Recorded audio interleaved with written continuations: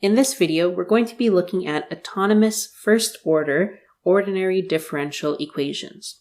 So what does autonomous mean in the case of ODEs? Well, an ODE is autonomous. It's autonomous if the independent variable, if that does not appear in the differential equation or in the ordinary differential equation explicitly. So what does that mean? What does it mean for it not to appear explicitly? Well, as you'll remember, when we're looking at differential equations, usually we're looking for the solution, and the solution usually would look something like this, a y of x. This is our solution. But as you'll see here, the true independent variable is this x here. That's the independent variable. Y is just that function, right? That would be like the dependent variable. And so when we have something written as a differential equation, we might have something like this, for instance. So we would have that y prime, or we could say that dy dx equals some function of y. And so that would be the general case for an autonomous first-order ordinary differential equation. Because as you'll see here, it's first order clearly, since we only have the y prime. But there are no x's explicitly, because over here we just have some function of y's. So it could be maybe y squared or whatever it might be. But the point is that there's no x's. So for example, you could think of laws, like physics laws, for example, that don't depend on time. So there's no t that's there. And so that would be a case where the independent variable does not appear there. So why are these kinds of differential equations interesting? Well, there's an important property that we can consider. There is an interesting property. So let's say that we found that y of x is a solution of that general form y prime equals f of y. So obviously this is just arbitrary. Let's say we have some y of x, and we know that's a solution. Well, because it's autonomous, we can say that y of x minus a, so a is just a constant, is also a solution for that same differential equation. And that's for any a that's of course real. We can say that. And that's because the independent variable does not appear there. It doesn't show up explicitly. So we can kind of shift that x around. It's not, if we know one solution, we can simply have x minus a, and that would also be a solution. So why is that interesting? Well, for initial value problems, the IVPs that we looked at before, if we have something that's autonomous, so it would look something of this form, and we're usually given like a point here, y of x naught equals y naught. Well, we can now, because of this autonomous nature, we can assume that x naught can be 0. Because even if it's not 0, we can just translate it. And so the reason why this property is important is because it helps us when we're looking at these problems, because we can just always assume that x naught is 0. And we'll see this later, why this helps us, especially in terms of visualization. I think you'll see it's pretty useful. So now let's go into something else I want to talk about in this video. And to do that, I want to write down an example that we're going to use. So here's an example. So let's say we have an autonomous differential equation where f of y is equal to y multiplied by 1 minus y squared. So this f of y is obviously the y prime, right? So I'm using the same general form that we talked about before, where we have that y prime or dy dx is equal to f of y. I don't really want to write with the dx here just to make it clear that the x technically is not appearing. It's only here because of the form, but it's not there explicitly. Okay, so back to this example. So let's say we have this f of y, so that's what the function is. Now we can define something else. And this is the idea of equilibrium points. So equilibrium points, what are those? What are equilibrium points? Well, these are roots of f of y. So what are roots? Well, roots are solutions, right? Those are solutions of f of y equals 0. So roots are solutions of f of y equals 0. So we set that function to 0 and we solve for it, and what we get are considered the equilibrium points. It also happens to be the case that those equilibrium points are also solutions to the differential equation. So now, knowing this, let's consider what the equilibrium points are for this differential equation. Well, it should be clear since it's already factored here. If we set f of y to be 0, then we would get equilibrium points. So I'm going to use y star to denote an equilibrium point. We would say that the solutions are 0 and also plus or minus 1. So those 3 points are equilibrium points. So far that's just a definition. Why do we even care about this? Well, I will show you why it's pretty interesting. But before I get to the nice graphs about this, we need to consider a few other things. So let's just recap what we have. So we have that y prime is equal to the f of y that we have written up there. And then we are going to assume that x naught is 0, because again, as we mentioned before, even if it's not, we can always have translated it.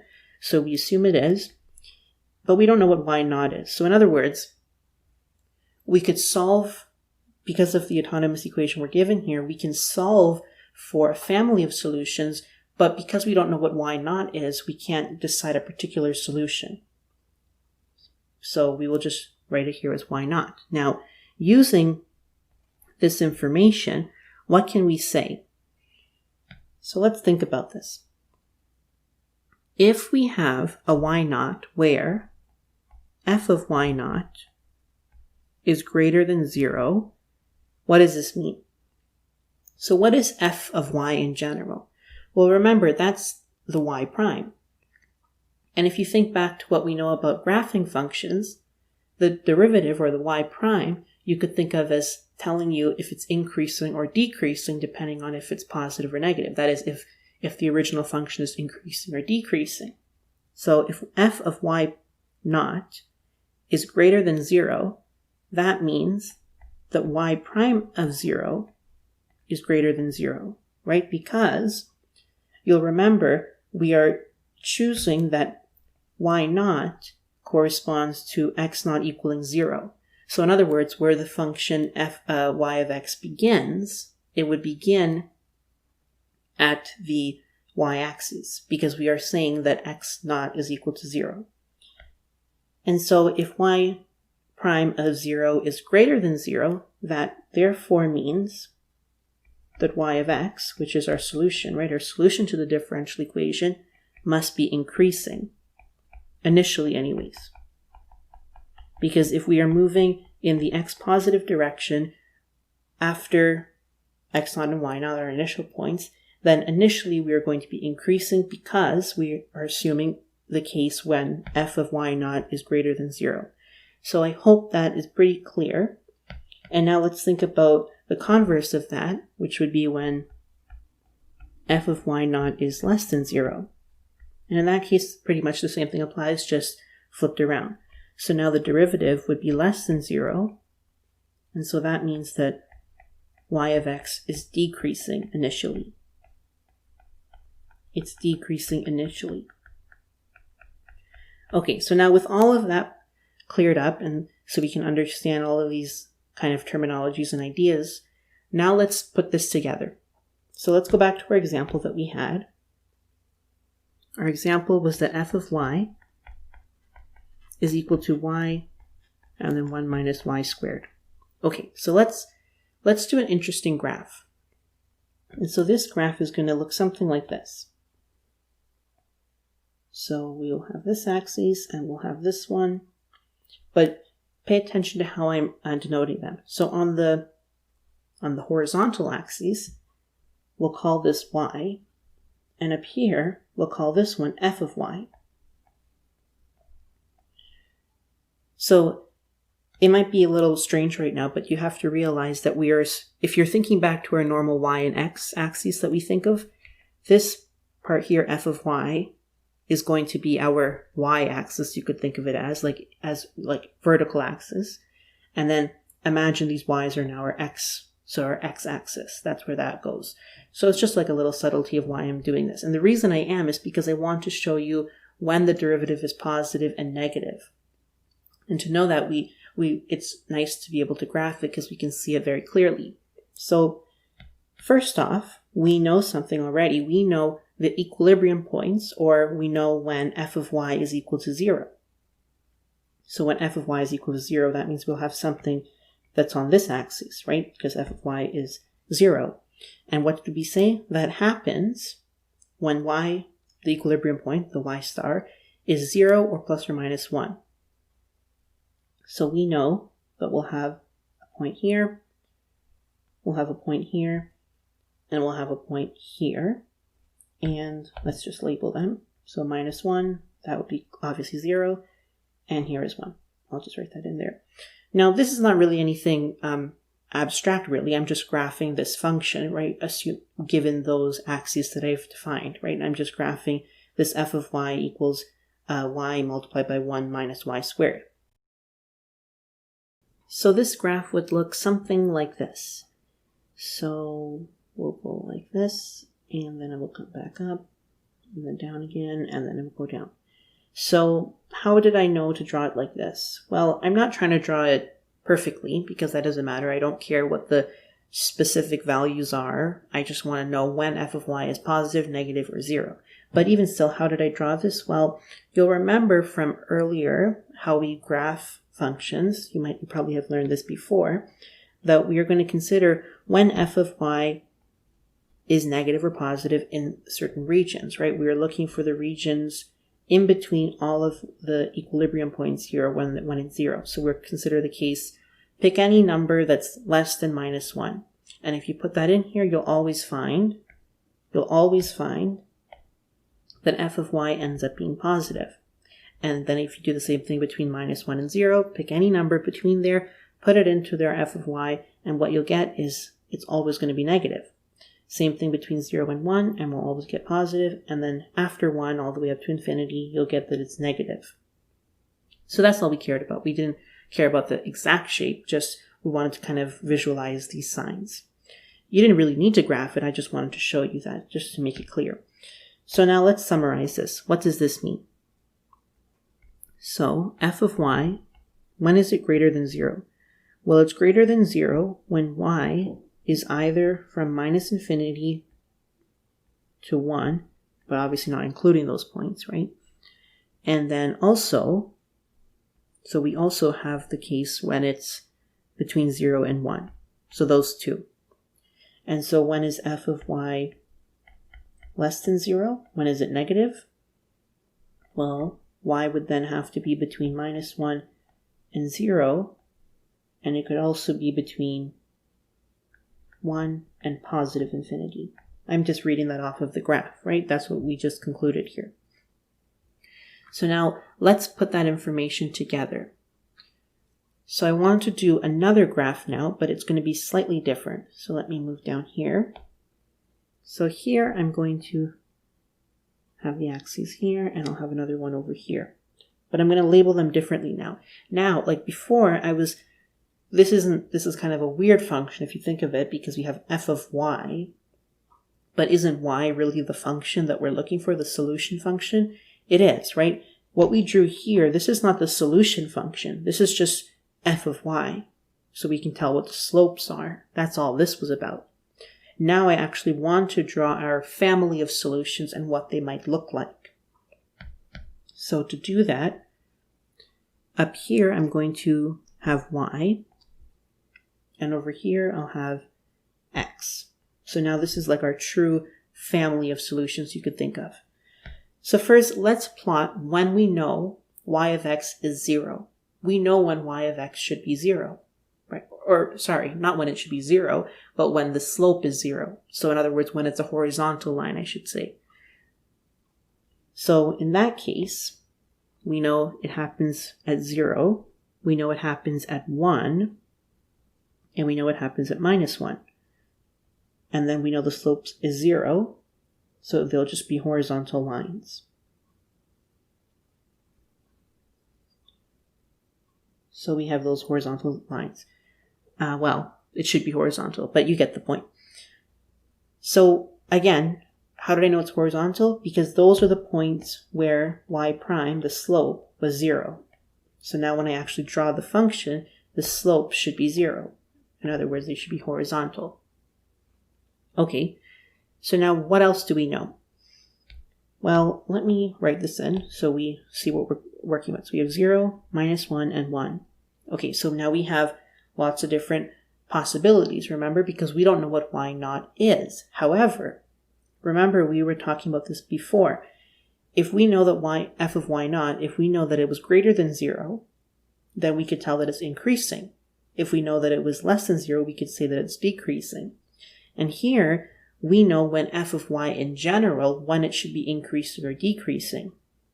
And so now we can just pick a variety of y naughts, because there's only going to be a few cases where the y naughts would make the function act differently. So what do I mean by this?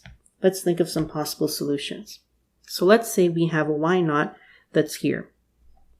So a y naught that is greater than 1. So in other words, it's between 1 and positive infinity. Well, if it's like that, then based on what we decided up here, if it's between 1 and positive infinity, it should be decreasing initially. And so that means that we would have something like this. It would look something like this. And it couldn't cross that equilibrium point, or that equilibrium line there, because if it did, then you wouldn't have unique solutions. So this is what it would kind of look like, because we're considering what's happening initially, right, to the y of x. And so, because of what we talked about, it would be decreasing. Now, I only needed to pick one case here for a possible y naught. I didn't need to pick another one, because even if I picked one here, because we're not plotting it specifically like the exact function, we're just kind of understanding the different y naughts and how it impacts as the y of x. It would still have a similar shape that would look like that. It would just be decreasing, but again, it wouldn't cross. Now let's think if we have a y naught that's between 0 and 1. Well, if it was between 0 and 1, then it should be increasing. It should be positive. So again, the same idea. We're increasing, but we can't cross the equilibrium line. So it might look something like this, for example. Okay, now what's another case? We have when it's between 0 and -1.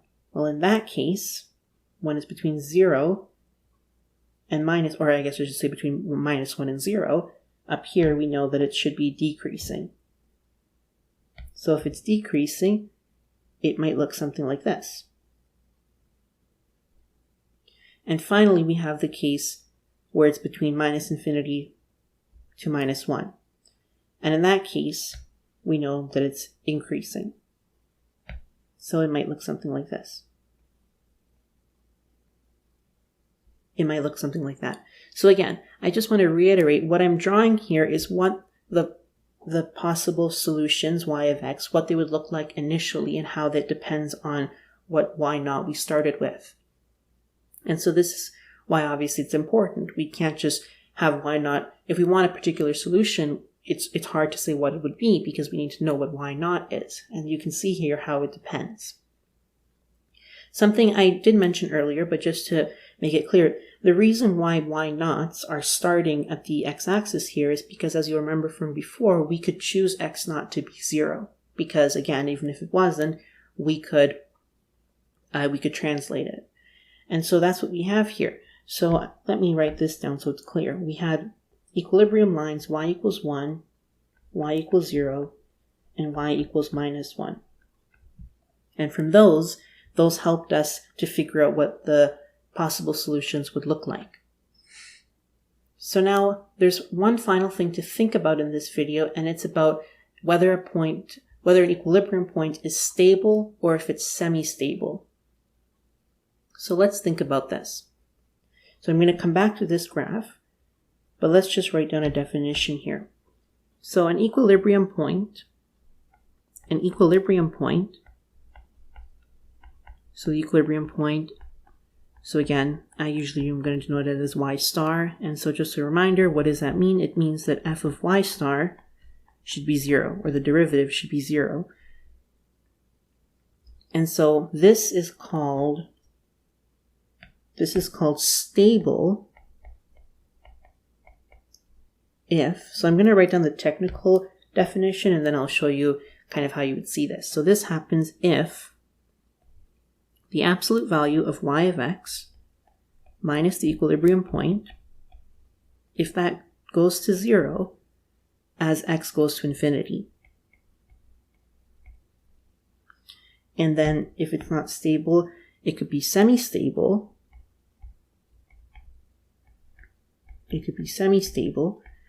And in semi-stable, that would happen if the same absolute value here, if y of x minus y star, the equilibrium value, if it grows on one side and decays on another,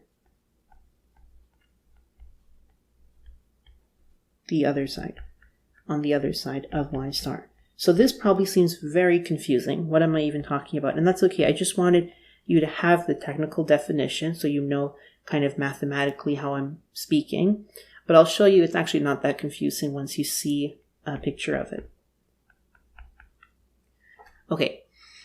And of course, actually, we also have the case when it's unstable. So let me just write that down. It's basically the opposite as the first one here where it's stable, but let's just write it down to be complete. So unstable would mean that it's always going away from the equilibrium point.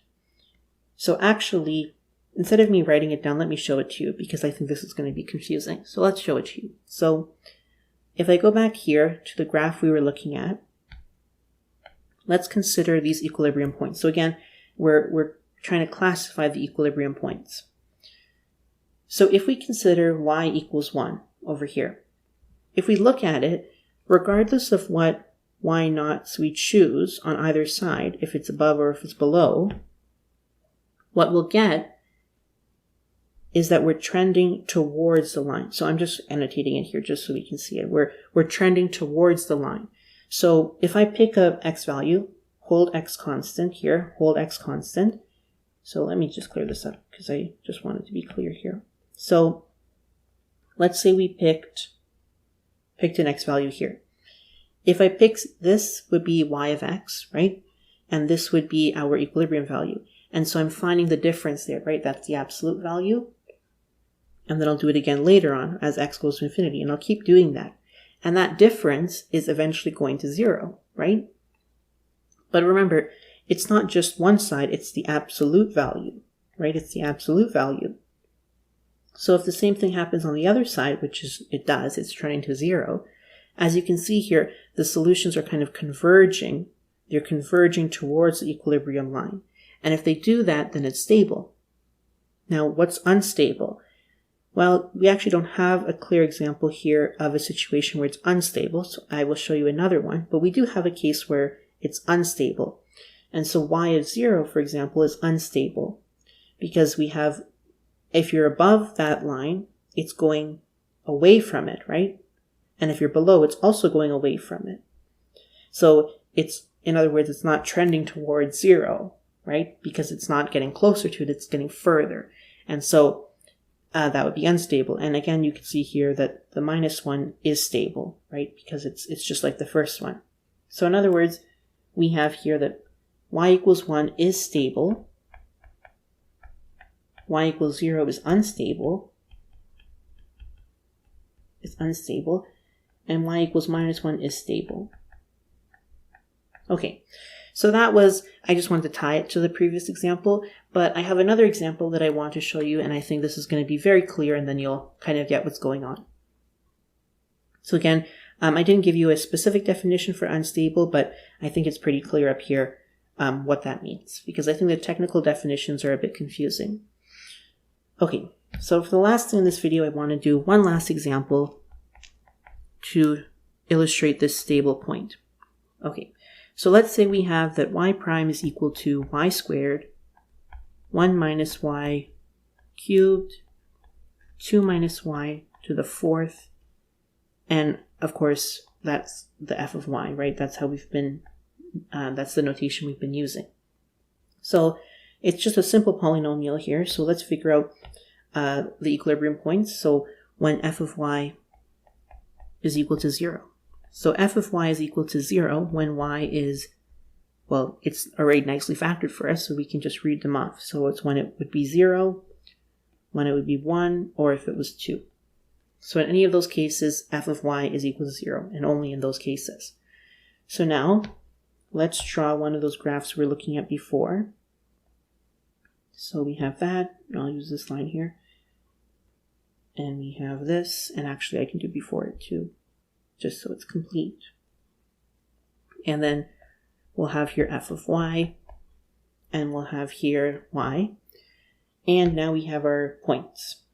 So we have 0, we know that's when f of y is 0, at 1, and also at 2. So at those points, we know that f of y is going to be 0. And again, you can work this through. It's not complicated. We've done this before in earlier math classes, I'm sure. And if you would sketch this, you'd get something that looks like this. Oops, I drew that one wrong. It should come down after there, actually. Actually, a trick you might remember, and I think it's actually a good review. So we figure out what f of y would be before 0. And if you just choose any random number, you'll figure out that any random number below 0, you'll realize that f of y is going to be positive.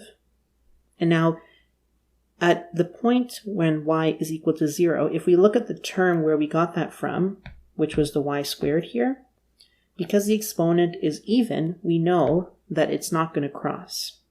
So it'll look something like this. And then where we got the y from, we see it's cubed, so it will cross. So it would look something like that. And where we got the 2 from, we know that it's a 4, so it's even, so it's not going to cross. So it would look something like this. That's just a helpful trick to help you remember how to draw this roughly. Because again, we don't care about the specifics, just whether it's positive, negative, or 0.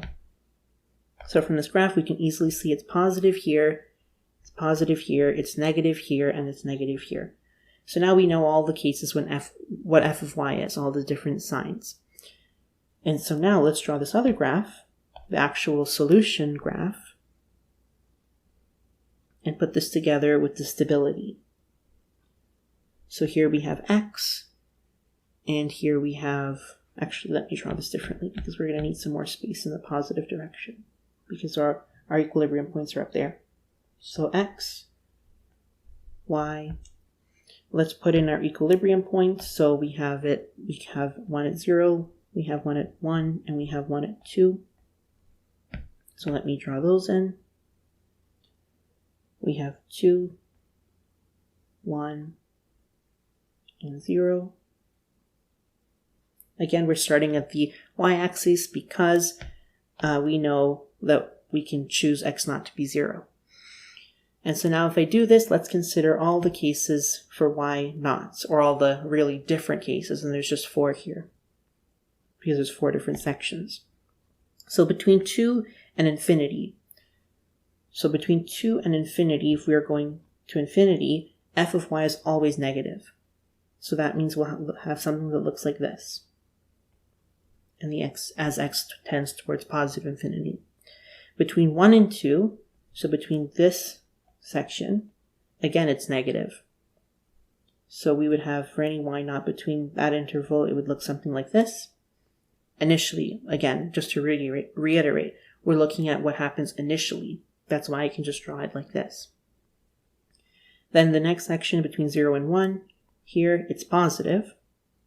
So it might look something like this. And then our last unique case is between, negative infinity towards 0, and there it's always positive. So we'd have something that looks like this. And so this one is slightly different than the one we looked at before.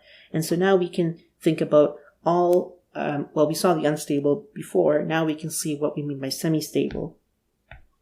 So what happens when y is equal to 2? Well, on the one side, we see here it's trending towards 0, that difference, right? The difference is getting smaller and smaller, and eventually it's trending towards 0. So it seems stable on this side, but on the other side, it's going away from it, right? It's not trending towards, it's not like it's going up, right? It's not going up. It's not doing that. It's going down. So it's not stable here.